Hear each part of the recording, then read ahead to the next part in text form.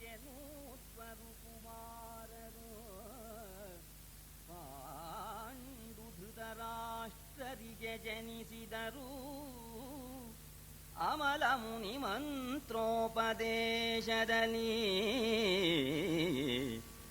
ಭರತ ವಂಶದೊಳು 5 ಮಿಗೆನೂರ್ವರು ಕುಮಾರರು ಪಾಂಡು ಧೃತರಾಷ್ಟ್ರರಿಗೆ ಜನಿಸಿದರು. 5 ಮಿಗೆನೂರ್ವರು ಕುಮಾರರು ಪಾಂಡು ಧೃತರಾಷ್ಟ್ರರಿಗೆ ಜನಿಸಿದರು. ಅಮಲ ಮುನಿ ಮಂತ್ರೋಪದೇಶದಲ್ಲಿ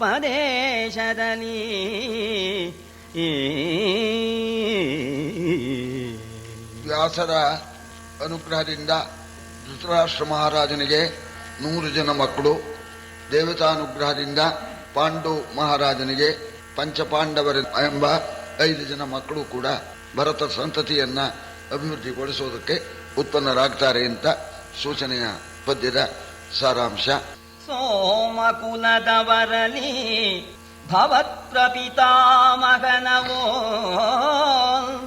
ಧರ್ಮದಲ್ಲಿ ಸಂಗ್ರಾಮದಲ್ಲಿ ಸತ್ಯದಲ್ಲಿ ಸಾಹಿತ್ಯದಲ್ಲಿ ವಿನಯದಲ್ಲಿ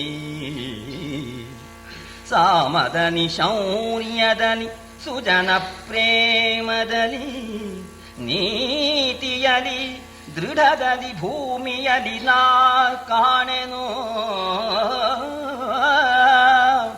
ಭವತ್ಪ್ರಪಿತಾಮಗನವೋನ್ ಈ ಭೂಮಿಯಲಿ ನಾ ಕಾಣೆನು. ಅವನೀ ಪಾಲ ಕೇಳೆಲ್ದ. ಅನೇಕ ರಾಜರು ಚಂದ್ರವಂಶದಲ್ಲಿ ಪ್ರಖ್ಯಾತರಾಗಿದ್ದಾರೆ. ಎಲ್ಲರಿಗಿಂತ ನಿನ್ನ ತಂದೆಯ ಮುತ್ತಜ್ಜ ಆ ಪಾಂಡು ಚಕ್ರವರ್ತಿಯ ಆ ಹೋಲಿಕೆ ಇನ್ನು ಯಾರಿಗೂ ಕೂಡ ಇಲ್ವೇ ಇಲ್ಲ ಅಂತ. ಸಕಲ ಗುಣಗಳು ಕೂಡ ಅವನಲ್ಲಿ ನೆಲೆಸಿತ್ತು. ಒಂದು ಸೌಜನ್ಯದಲ್ಲಾಗಲಿ, ಪ್ರಜಾ ಪರಿಪಾಲನೆಯಲ್ಲಾಗಲಿ, ಧರ್ಮದಲ್ಲಾಗಲಿ, ಸತ್ಯದಲ್ಲಾಗಲಿ ಮತ್ತು ಸಾಹಿತ್ಯದಲ್ಲಾಗಲಿ, ಶೀಲದಲ್ಲಾಗಲಿ ಆ ಪಾಂಡು ಮಹಾರಾಜ ಎಲ್ಲರನ್ನು ಕೂಡ ಮೀರಿಸಿದ್ದಾನೆ. ಹೀಗೆ ಕೆಲವು ದಿವಸ ಪಾಂಡು ಮಹಾರಾಜ ರಾಜ್ಯಭಾರ ಮಾಡ್ತಾ ಇದ್ದಾನೆ. ಆ ಸಂದರ್ಭದಲ್ಲಿ ಈ ಪಾಂಡು ಮಹಾರಾಜ ತಾನು ರಾಜ ಅಂತ ಒಂದು ಅಹಂಕಾರದಿಂದ ರಾಜ್ಯಭಾರ ಮಾಡೋದಿಲ್ಲ. ಏನಿದ್ರು ನಮ್ಮ ಅಣ್ಣ ಅಂತ ಹೇಳಿ ತಾನು ಪ್ರಜೆಗಳನ್ನ ಕಾಪಾಡ್ತಾನೆ, ಧರ್ಮವನ್ನ ಪರಿಪಾಲನೆ ಮಾಡ್ತಾ ಇದ್ದಾನೆ. ಏನು ಬಂದ್ರು ಕಾಣಿಕೆ ಯಾವುದೇ ಬಂದ್ರೂ ಕೂಡ ಮಹಾರಾಜರು ನಮ್ಮ ಅಣ್ಣ ಅಂತ ಹೇಳಿ ಧೃತರಾಷ್ಟ್ರನಿಗೇನೆ ಒಪ್ಪಿಸ್ತಾ ಇದ್ದಾನೆ. ಅಣ್ಣನ ಮೇಲೆ ಅಷ್ಟು ಭಕ್ತಿ. ಅಣ್ಣನಿಗೆ ಕಣ್ಣಿಲ್ಲ, ಅದರಿಂದ ನಾ ರಾಜನಾಗಿದ್ದೇನೆ. ವಾಸ್ತವವಾಗಿ ಅಣ್ಣನೇ ರಾಜ ಅಂತ ಹೇಳಿ ಅಣ್ಣನನ್ನು ಧೃತರಾಷ್ಟ್ರನ್ನೇನೆ ರಾಜನನ್ನಾಗಿ ಮಾಡಿಕೊಂಡು ಬಹಳ ಪ್ರೀತಿಯಿಂದ ನಡ್ಕೊಂಡಿದ್ದಾನೆ. ಇನ್ನು ಭೀಷ್ಮರು ಇದ್ದೇ ಇದ್ದಾರೆ. ಹೆಚ್ಚು ಕಮ್ಮಿ ಆದರೆ ಎಲ್ಲ ತೀರ್ಮಾನ ಮಾಡಲಿಕ್ಕೆ ಈ ಪ್ರಕಾರವಾಗಿ ಕೆಲವು ವರ್ಷಗಳು ಕಳೆಯುವಂತಹದ್ದಾಯಿತು. ನೃಪ ಪರಂಪರೆಯಿಂದ ಬಂದ ಈ ವಿಪುಲ ವಂಶ ಸ್ಥಿತಿ ವಿಸರ್ಗವನು ಅಪಹರಿಸಿದನು ಹಿಂದೆ ವೇದವ್ಯಾಸ ಮುನಿ ಬಂದು. ಕೃಪೆಯ ಮಾಡನೆ ತನ್ನ ಸಂತತಿ ಕೃಪಣವಾಯಿತು. ತನ್ನ ಸಂತತಿ ಕೃಪಣವಾಯಿತೆಂದು ಅನವರತ ಕುರು ನೃಪತಿ ಚಿಂತಾಭಾರದಲ್ಲಿ ಬಳಲುವನು ಧೃತರಾಷ್ಟ್ರ. ಧೃತರಾಷ್ಟ್ರ ಮಹಾರಾಜ ಅದ್ಯಾಪ್ಯ ಜಾತ ಮಮ ಸಂತತಿಶ್ಚೇತ್ ಶರದ್ಯವಶ್ಯಂ ಭವಿತೋಪರಿಷ್ಟಾತ್. ಈ ವರ್ಷ ಭಗವಂತ ನನಗೆ ಸಂತಾನ ಭಾಗ್ಯ ಕೊಡಲಿಲ್ಲ, ಇನ್ನೂ ಕಾಲ ಬಂದಿಲ್ಲ. ಶರದ್ಯವಶ್ಯಂ ಭವಿತೋಪರಿಷ್ಟಾತ್. ಮುಂದಿನ ವರ್ಷ ಭಗವಂತ ಸಂತಾನವನ್ನ ಕರುಣಿಸ್ತಾನೆ ಅಂತ ಯೋಚನೆ ಮಾಡಿದ. ತತ್ರಾಪ್ಯ ಜಾತ. ಮುಂದಿನ ವರ್ಷ ಬಂತು, ಮುಂದಿನ ವರ್ಷವೂ ಆಗಲಿಲ್ಲ. ತತ ಉತ್ತರಸ್ಯಾಂ. ಅದರ ಮುಂದಿನ ವರ್ಷ ಆಗೇ ಆಗತ್ತೆ ಅಂತ ಅದರ ಮುಂದಿನ ವರ್ಷವೂ ಕಳೀತು. ಏವಂ ಸಕಾಲಂ ಮನಸಾ ನಿನಾಯ. ಮನಸ್ಸಿನಲ್ಲಿ ಕಲ್ಪನೆ ಮಾಡಿಕೊಂಡ, ಸಂತತಿ ಆಗಲಿಲ್ಲ. ಆಗ ನಮ್ಮ ವಂಶ ಚಂದ್ರನಿಂದ ಮೊದಲುಗೊಂಡು ಪಾರಂಪರ್ಯವಾಗಿ ಬಂದಿರತಕ್ಕಂಥ ದೊಡ್ಡ ಮಂಥನ. ನಮ್ಮ ಅಪ್ಪನ ಕಾಲಕ್ಕೆ ಆ ತಡೆ ಬಂದಿದ್ದಾಗ ಭಗವಾನ್ ವೇದವ್ಯಾಸರು ಬಂದ್ಬಿಟ್ಟು ಆ ತಡೆಯನ್ನ ನಿವಾರಣೆ ಮಾಡಿ ಆ ವಂಶ ಪರಂಪರೆ ಮುಂದೆ ಹೋಗೋ ಹಾಗೆ ಏರ್ಪಾಟ್ ಮಾಡಿದ್ರು. ಈಗ ವ್ಯಾಸರು ಕೂಡ ನಮ್ಮ ಮೇಲೆ ಅನುಗ್ರಹ ಮಾಡಲಿಲ್ಲ. ಹಿಂದೆ ತಡೆಯಾದಾಗ ನಿವಾರಣೆ ಮಾಡಿದ ವ್ಯಾಸರು ಬರಲಿಲ್ವಲ್ಲ ಅಂತ ಹೇಳಿ ಅನವರತವೂ ಕೂಡ ವ್ಯಾಸರನ್ನ ಧ್ಯಾನ ಮಾಡ್ತಾ ಇದ್ದಾನೆ ಧೃತರಾಷ್ಟ್ರ ಮಹಾರಾಜ. ಆಗ ಜ್ಞಾನ ದೃಷ್ಟಿಯಿಂದ ಈ ವಿಚಾರವನ್ನ ವ್ಯಾಸರು ತಿಳಿದುಬಿಟ್ಟು ಅವನಿಗೆ ಈಗ ಸಂತತಿಗೆ ಕಾಲ ಒದಗಿದೆ ಅಂತ ಹೇಳಿ ತಿಳ್ಕೊಂಡು ಭಗವಾನ್ ವೇದವ್ಯಾಸರು ಹಸ್ತಿನಾವತಿಗೆ ಬಂದ್ಬಿಟ್ರು.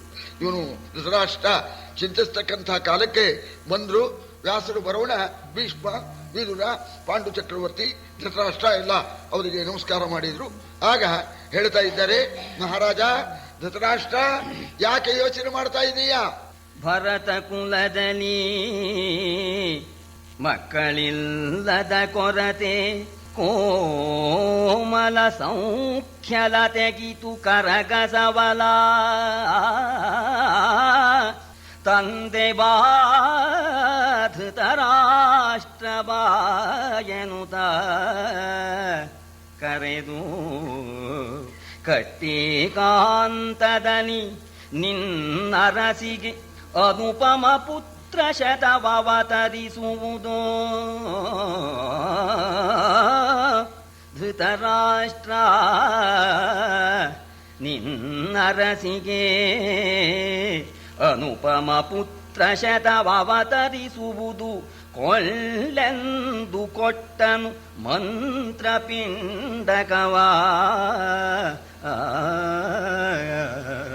ಧೃತರಾಷ್ಟ್ರ ಭರತ ವಂಶ ಮಕ್ಕಳಿಲ್ಲ ಅಂತ ಕೊರಗ್ತಾ ಇದೆಯಾ? ವಾಸ್ತವವೇ ಸೌಖ್ಯವೆಂಬತಕ್ಕಂಥ ಬಳ್ಳಿಗೆ ಮಕ್ಕಳಿಲ್ಲದೆ ಇರ್ತಕ್ಕಂಥ ಆ ಕೊರತೆ ಗರಗಸದ ಹಾಗೆ ಆಗ್ಬಿಡುತ್ತೆ. ಯೋಚನೆ ಮಾಡಬೇಡಪ್ಪ, ನಿನ್ನ ವಂಶದಲ್ಲಿ ಅನುಪಮರು ಮಹಾಶ್ರೇಷ್ಠರಾಗಿರ್ತಕ್ಕಂಥ 100 ಮಕ್ಕಳು ನಿನಗಾಗ್ತಾರೆ. ನೀನು ಯೋಚನೆ ಮಾಡಬೇಡ. ನೋಡು, ಈ ನಾನು ಅಭಿಮಂತ್ರಿಸಿರ್ತಕ್ಕಂಥ ಈ ಚರವನ್ನ ನಿಮ್ಮ ರಾಣಿಗೆ ನೀನು ಕೊಡಪ್ಪ. ನಿಮ್ಮ ಗಾಂಧಾರಿಯಲ್ಲಿ 100 ಜನ ಮಕ್ಕಳು ಉತ್ಪನ್ನರಾಗ್ತಾರೆ ಅಂತ ಹೇಳಿ ಏಕಾಂತದಲ್ಲಿ ಮಂತ್ರಿಸಿರ್ತಕ್ಕಂಥ ಆ ಚರವನ್ನ ಕೊಟ್ಟಿದ್ದಾರೆ. ಗಾಂಧಾರಿ ಮಂತ್ರಪಿಂಡವನ್ನ ಆ ಚರವನ್ನ ಭಕ್ಷಣೆ ಮಾಡಿದ್ಲು. ಧರಿಸಿದಳು ಗಾಂಧಾರಿ ಗರ್ಭೋತ್ಕರವನು, ಧರಿಸಿದಳು ಗಾಂಧಾರಿ ಗರ್ಭೋತ್ಕರವನು. ಇತ್ತ ನಿಜಾಶ್ರಮಕ್ಕೆ ಮುನಿ ತಿರುಗಿದನು. ದಿನ ದಿನದೊಳುಪ್ಪಿತು ರಾಯನಭ್ಯುದಯ. ಅರಸ ಕೇಳೈ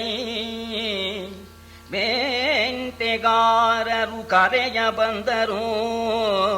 ಮೃಗನಿಕಾಯದ ನೆರವಿಗಳ ನೆಲೆಗೊಳಿಸಿ ಬೇಂಟೆಗಾರರು ಕರೆಯ ಬಂದರು. ಪಾಂಡು ನೃಪಾಲನೋಲಗಗೆ ಗಾಂಧಾರಿ ಗರ್ಭವನ್ನ ಧರಿಸಿದ್ದಾಳೆ. ಧೃತರಾಷ್ಟ್ರನಿಗೂ ಸಂತೋಷವಾಗಿದೆ. ಆಗ ವ್ಯಾಸರು ಬದರಿಕಾಶ್ರಮಕ್ಕೆ ಪ್ರಯಾಣ ಮಾಡಿದ್ದಾರೆ. ಆ ಸಂದರ್ಭದಲ್ಲಿ ಬೇಟೆಗಾರರು ಕಾಡಿನಲ್ಲಿ ಬೇಟೆಗಳನ್ನೆಲ್ಲ ಒಂದ್ ಕಡೆಯಲ್ಲಿ ಎಲ್ಲ ಏರ್ಪಾಟ್ ಮಾಡಿ ಪಾಂಡು ಮಹಾರಾಜನ್ನ ಬೇಟೆಗೆ ಬರಬೇಕು ಅಂತ ಹೇಳಿ ಕರೆಯೋದಕ್ಕೋಸ್ಕರ ಬಂದಿದ್ದಾರೆ. ಬಂದಾಗ ಅವನಿಗೆ ಮಹಾ ಖುಷಿ, ಒಳ್ಳೆ ಪ್ರಾಯ. ಬೇಟೆ ಎಂಬತಕ್ಕಂಥದ್ದು ರಾಜರಿಗೆ ಹೇಳಿಸಿದ್ದು, ಆದರೆ ವ್ಯಸನದಲ್ಲೂ ಕೂಡ ಆ ಬೇಟೆಯನ್ನ ಸೇರಿಸಿದ್ದಾರೆ. ಅತಿ ಆಗಿಬಿಟ್ರೆ ತೊಂದರೆ ಕೊಡುತ್ತೆ, ಬೇಟೆಯಿಂದ ಏನು ಅನರ್ಥವಾಗುತ್ತೆ ಅಂತ ಅನ್ನೋದನ್ನ ಯೋಚನೆ ಮಾಡಲಿಲ್ಲ ಅಂತ. ಅದಕ್ಕೆ ಈ ಬೇಟೆ ಅಂತನ್ನೋದು ರಾಜರಿಗೆ ದುಷ್ಟ ಮೃಗಗಳನ್ನು ಬೇಟೆಯಾಡಬೇಕೇ ವಿನಃ ಬೇಟೆ ಅಂತ ಅನವರ್ಥವೂ ಕೂಡ ಅದರಲ್ಲೇನೆ ಉದ್ಯುಕ್ತನಾಗಕೂಡುದು ಅಂತ. ಸಪ್ತವ್ಯಸನ ಅಂತ ರಾಜರಿಗೆ ಹೇಳ್ತಾರೆ. ಸ್ತ್ರೀಯರು ಜೂಜು, ಬೇಟೆ, ಪಾನ ಹೆಚ್ಚಾಗಿ ಕುಡಿಯತಕ್ಕಂಥದ್ದು. ವಾಕ್ಪಾರುಷ್ಯ, ವಾಕ್ಪಾರುಷ್ಯ ಅಂತಂದ್ರೆ ಕೆಟ್ಟ ಮಾತಾಡೋದು, ಕಠೋರವಾಗಿ ಮಾತಾಡೋದು, ಒಬ್ಬರಿಗೆ ನೋವಾಗೋ ಹಾಗೆ ಮಾತಾಡೋದು, ಇದಕ್ಕೆ ವಾಕ್ಪಾರುಷ್ಯ ಅಂತ. ದಂಡಪಾರುಷ್ಯ ಅಂತಂದ್ರೆ ರಾಜನಾಗಿರ್ತಕ್ಕಂಥವನು ತಪ್ಪಿಗೆ ತಕ್ಕ ಶಿಕ್ಷೆ ವಿಧಿಸಬೇಕು ವಿನಃ ಸ್ವಲ್ಪ ತಪ್ಪಿಗೆ ದೊಡ್ಡ ಶಿಕ್ಷೆ, ಇದು ಈ ದಂಡಪಾರುಷ್ಯ. ಮತ್ತು ಅರ್ಥದೂಷಣ ಅಂತ. ಅರ್ಥದೂಷಣ ಅಂತಂದ್ರೆ ರಾಜನಾಗಿರ್ತಕ್ಕಂಥವನು ನ್ಯಾಯ ಮಾರ್ಗದಿಂದ ಧನವನ್ನು ಸಂಪಾದನೆ ಮಾಡಿ ತನ್ನ ಖಜಾನೆಯನ್ನು ಅಭಿವೃದ್ಧಿಗೊಳಿಸಬೇಕೇ ವಿನಃ ಸಿಕ್ಕಾಪಟ್ಟೆ ತೆರಿಗೆ ಹಾಕ್ಬಿಟ್ಟು ಅನ್ಯಾಯ ಮಾಡಿ ಒಬ್ಬರ ಆಸ್ತಿಯನ್ನು ದೋಚಿ ತಮ್ಮ ಖಜಾನೆಯನ್ನ ತುಂಬಾರದು, ಇದು ದೋಷ ಅಂತ ಹೇಳಿ ಹೇಳ್ತಾರೆ. ಇವನಿಗೆ ಆ ಬೇಟೆ ಅಂದ್ರೆ ಬಹಳ ಖುಷಿ ಆಗ್ಬಿಡ್ತು. ಆಗ ರಾಣಿಯರು ಈ ಕುಂತಿದೇವಿ ಮತ್ತು ಮಾದ್ರಿದೇವಿ ಪಾಂಡು ಮಹಾರಾಜ ಬೇಟೆಗೆ ಹೊರಡೋದಕ್ಕೆ ಸಿದ್ಧನಾಗಿ ಆ ಬೇಟೆ ಡ್ರೆಸ್ ಹಾಕೊಂಡಾಗ ನಾವು ಬರ್ತೀವಿ ಅಂದ್ರು. ಬರ್ರಿ ಅಂತಂದ. ಅವರನ್ನು ಕರ್ಕೊಂಡು ಹೊರಟಿದ್ದಾನೆ, ಬೇಟೆ ಆಡ್ತಾ ಇದ್ದಾನೆ ಕಾಡಿನಲ್ಲಿ. ಬಂದುದ ಪಾಂಡುವಿಗೆ ನಿನ್ನಯ ತಂದೆಗಾದ ವಿಪತ್ತಿ ನಂದದಲ್ಲಿ ಒಂದು ಠಾವಿನಲ್ಲಿ ಒಬ್ಬ ಮುನಿ ಮೃಗ ಮಿಥುನ ರೂಪಿನಲ್ಲಿ ನಿಂದು ರಮಿಸುತ್ತಿರೆ. ಒಂದು ಠಾವಿನಲ್ಲಿ ಒಬ್ಬ ಮುನಿ ಮೃಗ ಮಿಥುನ ರೂಪಿನಲ್ಲಿ ನಿಂದು ರಮಿಸುತ್ತಿರೆ. ಮೃಗದ್ವಯವೆಂದು ಹೂಡಿದ ನಂಬನು ಇಬ್ಬರಿಗೊಂದು ಶರದಲ್ಲಿ ಕೀಲಿಸಿದಡೆ. ಒರಲಿದರು ನರರಾಗಿ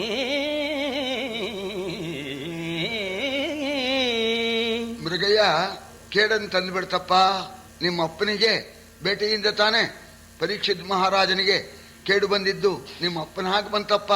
ನಿಮ್ಮ ಅಪ್ಪನ ಮುತ್ತಜ್ಜನಿಗೂ ಕೂಡ ಬೇಟೆ ಆಡ್ಕೊಂಡು ಹೋಗ್ತಾ ಇದ್ದಾನೆ. ಒಂದು ಕಡೆಯಲ್ಲಿ ಒಬ್ಬ ಋಷಿ, ಆ ಋಷಿ ಜಿಂಕೆ ರೂಪಿನಿಂದ ಪತ್ನಿಯೊಡನೆ ವಿಹಾರ ಮಾಡ್ತಾ ಇದ್ದಾನೆ. ಇವನು ಶಿಕಾರಿಯ ಉತ್ಸಾಹ, ಒಂದು ಬಾಣದಿಂದ ಎರಡು ಮೃಗಾನ ಹೊಡೆದು ಬಿಡ್ತೀನಿ ಅಂತ ಹೇಳಿ ತ್ಯಾಗದು ಹೊಡೆದು ಬಿಟ್ಟ. ಒಂದೇ ಬಾಣ ಇಬ್ಬರಿಗೂ ತಾಕ್ಬಿಡ್ತಂತೆ. ಇವನ ಬೆನ್ನನ್ನು ಹೊರಟು ಆ ಇನ್ನೊಂದು ಮೃಗದ ಎದೆಗೆ ನೆಟ್ಕೊಂಡ್ಬಿಟ್ಟು ಆ ಇಬ್ಬರು ಮರಣ ಸ್ಥಿತಿಗೆ ಬಂದು ತತ್ಕ್ಷಣ ಮನುಷ್ಯ ರೂಪವನ್ನ ತಾಳಬಿಟ್ಟು ಅಯ್ಯೋ ಅಂತ ಹೊರಲ್ಕೊಂಡ್ಬಿಟ್ರು. ಏನ್ ಅಂಥ ಹೊಡೆತ! ಈ ಪಾಂಡುವಿನ ಮಹಾರಾಜನ ಬಾಣ ನಟ್ಟು ಬಿಟ್ಟಿದೆ.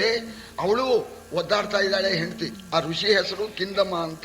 ಸರಿ, ಇವನಿಗೂ ಪ್ರಾಣ ಹೋಗ್ತಾ ಇದೆ. ಆದ್ರೂ ಕೂಡ ತನ್ನ ಸಂಕಟನೂ ನುಂಕಿಬಿಟ್ಟು ಪ್ರಿಯೇ ಎಲ್ಲಿದೀಯಾ ಅಂತ ಹಾ ಮಗಾದೇವ ಎನ್ನುತ್ತೆ ಸನಾಮ ಮುನಿ ತೆತ್ತಿಸಿದ ಬೆನ್ನಿನ ತೋಮರದ ಮರುಬೊನೆಯ ಕಿಬ್ಬ ಸುರಿದ ನಿಜಾಂಗನೆಯ ಕಾಮಿನಿಯೇ ಕಡು ನೊಂದೆಲ. ಕಾಮಿನಿಯೇ ನೀ ಕಡು ನೊಂದೆಲ. ಮುಖ ತಾಮರಸವನು ತೋರು ತೋರೆನುತ ಆ ಮುನೀಶ್ವರನು ಒಪ್ಪಿ ಮುಂದಾಡಿದನು ನಿಜ ಸತಿಯ. ಪಾಂಡುವಿನ ಬಾಣ ಕಿಂದಮನ ಬೆನ್ನನ್ನ ಬೇರಿಸಿಕೊಂಡು ಮುಂದೆ ಹೋಗಿ ಅವನ ಪತ್ನಿಗೆ ಕಿಬ್ಬೊಟ್ಟಿಗೆ ಹೊಡೆದು ಬಿಟ್ಟಿದೆ. ಅವಳು ಒದ್ದಾಡ್ತಾ ಇದ್ದಾಳೆ. ಇವನಿಗೆ ಅಷ್ಟು ವೇದನೆ ಆದರೂ ಕೂಡ ಆ ಹೆಂಡತಿ ಮೇಲಿನ ಮೋಹ ಹೀಗಾಗ್ಬಿಡ್ತಲ್ಲ ಅಂತ, ಪ್ರಿಯೇ ಎಲ್ಲಿದೀಯಾ, ನನ್ನ ಕಣ್ಣೇ ಕಾಣೋಲ್ಲ, ನಿನ್ನ ಮುಖ ತೋರಿಸು, ಬಹಳ ನೋವಾಗ್ತಾ ಇದೆಯೇ ಅಂತ ಹೇಳಿ ಆ ಕಷ್ಟ ಕಾಲದಲ್ಲಿ ಅಷ್ಟು ನೋವಾಗಿದ್ರು ಕೂಡ ಹೆಂಡತಿಯನ್ನ ಅಪ್ಪಿಕೊಂಡು ಮುದ್ದಾಡ್ತಾ ಪ್ರಿಯೇ ನಿನ್ನ ಮುಖ ಕಮಲ ತೋರಿಸು ಅಂತ ಒದ್ದಾಡ್ತಾ ಇದ್ದಾನೆ. ಹೊಡೆದು ಬಿಟ್ಟ. ನೋಡ್ಬಿಟ್ಟ ಪಾಂಡು ಆ ಬಿಲ್ಲಿನ ಕೊಪ್ಪಿನ ಮೇಲೆ ತನ್ನ ಗಲ್ಲ ಇಟ್ಕೊಂಡು ಏನು ಹೀಗಾಗೋಗ್ಬಿಡ್ತಲ್ಲ ಅಂತ ಹೇಳಿ ಬಹಳವಾಗಿ ಗಾಬರಿ ಆಗ್ಬಿಟ್ಟಿದ್ದಾನೆ. ಏನ್ ಮನುಷ್ಯರಾಗ್ಬಿಟ್ಟಿದ್ದಾರೆ ಅದನ್ನು ನೋಡಿ ಬಹಳ ಗಾಬರಿಯಾಗಿ ಆ ಪಾಂಡು ಮಹಾರಾಜ ಸಂಕಟ ಪಡ್ತಾ ಇದ್ದಾನೆ. ಈ ರೀತಿ ಆಯ್ತಲ್ಲ, ದೈವ ಇದನ್ನ ಈ ರೀತಿ ನನಗೆ ಒಂದು ಈ ಅನರ್ಥವನ್ನ ಉಂಟು ಮಾಡಿಬಿಡ್ತಲ್ಲ. ಅರಿಯೆ ನಾನಿವರೆಂದು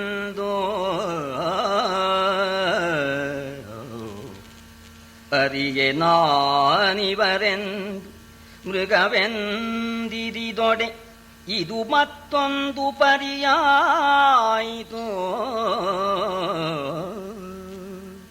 ಉರುವ ಮಾಣಿಕವೆಂದು ಕೊಂಡಡೆ ಕೆಂಡವಾದುದಲ.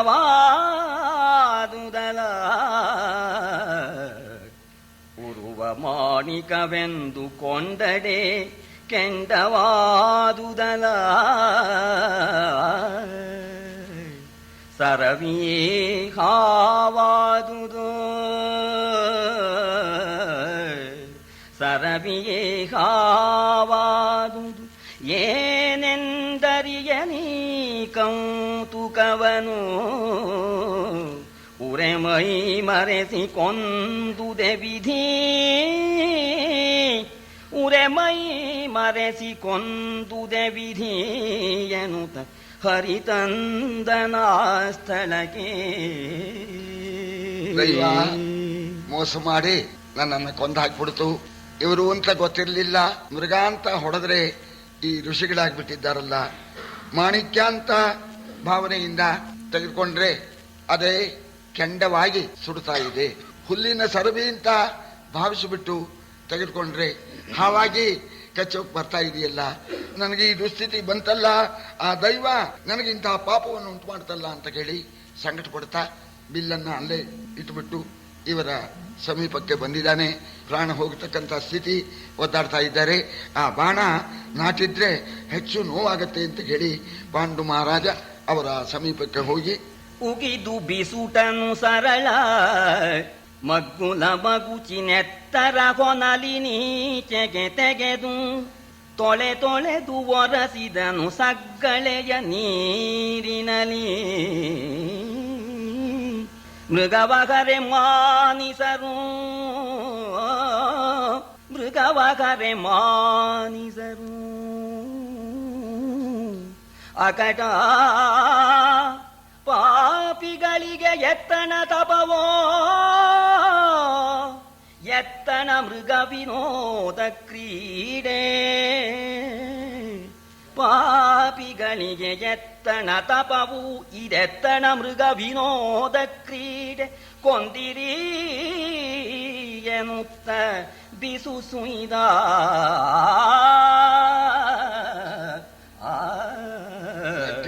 ಬಾಣವನ್ನ ಕಿತ್ತ ರಕ್ತ ಪ್ರವಾಹ ಹರಿಯೋಕೆ ಪ್ರಾರಂಭವಾಗಿಬಿಡ್ತು. ಚರ್ಮದ ಚೀಲದಲ್ಲಿ ಇರತಕ್ಕಂತಹ ನೀರಿಂದ ಚೆನ್ನಾಗಿ ಒರೆಸಿದ ಆ ರಕ್ತ ಸುರಿದ ಹಾಗೆ ಚೆನ್ನಾಗಿ ಒರೆಸ್ತಾ ಇದ್ದಾನೆ. ಸಂಕಟ ಪಡ್ತಾ ಇದ್ದಾನೆ. ಅವರ ಸಂಕಟಕ್ಕಿಂತ ಪಾಂಡುವಿನ ಸಂಕಟವೇ ಹೆಚ್ಚಾಗಿದೆ. ಏನ್ ಋಷಿಗಳು ನೀವು ಅಲ್ಲ, ಮನುಷ್ಯ ಜನ್ಮ ಶ್ರೇಷ್ಠ. ಮನುಷ್ಯ ಜನ್ಮ ಬಿಟ್ಬಿಟ್ಟು ಮೃಗವಾಗಿದ್ದೀರಲ್ಲ ಪಾಪಿಗಳೇ. ನಿಮ್ಮ ತಪಸ್ಸು ಅಂತಂದ್ರೇನು, ಮೃಗ ಅಂತಂದ್ರೇನು, ವಿಹಾರ ಮಾಡೋಣ ಅಂತಂದ್ರೇನು, ಅಂತೂ ನನ್ನ ಕೊಂದುಬಿಟ್ರಿ ನೀವು ಪಾಪಿಗಳು, ನೀವು ಮುನಿಗಳಂತೆ, ನೀವು ಎಂಥ ತಪಸ್ಸು ಅಂತ ಅಂದ್ಬಿಟ್ಟ. ಸಂಕಟ ಕಂದ ಅವನಿಗೆ ಪ್ರಾಣ ಹೋಗೋ ಸಂಕಟ, ಇಲ್ಲಿ ವಿಹಾರ ತಪ್ಪಿದ ಸಂಕಟ, ಜೊತೆಗೆ ಪಾಪಿಗಳು ಅಲ್ಲ ಇವ ಪಾಂಡು ಮಹಾರಾಜ. ಆಗ ಇನ್ನೂ ಸಿಟ್ಟಟ್ಬಿಡ್ತು ಆ ಕಿಂದಮನಿಗೆ. ಮತ್ತೆ ನಾವೇ ಪಾಪಿಗಳೇ ನೀನುತ್ತಮನಲ ಸಾಕಿದೆ ತಕೆನುತ್ತ ಮರಳುವ ಕಂಗಳಡಿಗಡಿಗುಗಿವ ಮೇಲು ಸುರ ಎತ್ತಿ ಹಾಯ್ಕುವ ಕೊರಳ ಬಿಕ್ಕುಳ ಕೆತ್ತುವ ಅದರದ ರೋಷದಲ್ಲಿ ಹೊಗೆ ಸುತ್ತಿರುರಿವಾತುಗಳ ಸೂಸಿದರು ಅವನಿಪನ ಮೇಲೆ. ಎಲ್ಲವೋ ಅನ್ಯಾಯ ಮಾಡಿದ್ದಲ್ದೇನೆ ನಮ್ಮನ್ನ ಪಾಪಿಗಳು ಅಂತ ಹೇಳ್ತಾ ಇದ್ದೀಯಲ್ಲೋ, ಮಹಾಪಾಪಿ ಅಂತ ಇದ್ದಾರೆ, ಸಂಕಟ ಪಡ್ತಾ ಇದ್ದಾರೆ. ಆಗಲೇ ಪ್ರಾಣ ಹೋಗ್ತಕ್ಕಂಥ ಸ್ಥಿತಿ ಬಂದ್ಬಿಟ್ಟಿದೆ. ಕಣ್ಣುಗಳೆಲ್ಲ ಮರಳು ಬಿಟ್ಟಿದೆಯಂತೆ, ತುಟಿ ನಡುಗ್ತಾ ಇದೆ, ತಲೆ ಅಲ್ಲಾಡ್ತಾ ಇದೆಯಂತೆ, ಬೆಕ್ಕಳಿಕೆ ಬರ್ತಾ ಇದೆಯಂತೆ, ನಿಟ್ಟುಸಿರು ಬರ್ತಾ ಇದೆಯಂತೆ. ಆ ಸಂದರ್ಭದಲ್ಲಿ ಈ ಪಾಂಡುವಿನ ಮೇಲೆ ಉರಿಯತಕ್ಕಂಥ ಬಾಣಗಳನ್ನ ಸುರಿದು ಬಿಟ್ರು. ಹೇಳ್ತಾ ಇದ್ದಾನೆ ಆ ಕಿಂದಮ,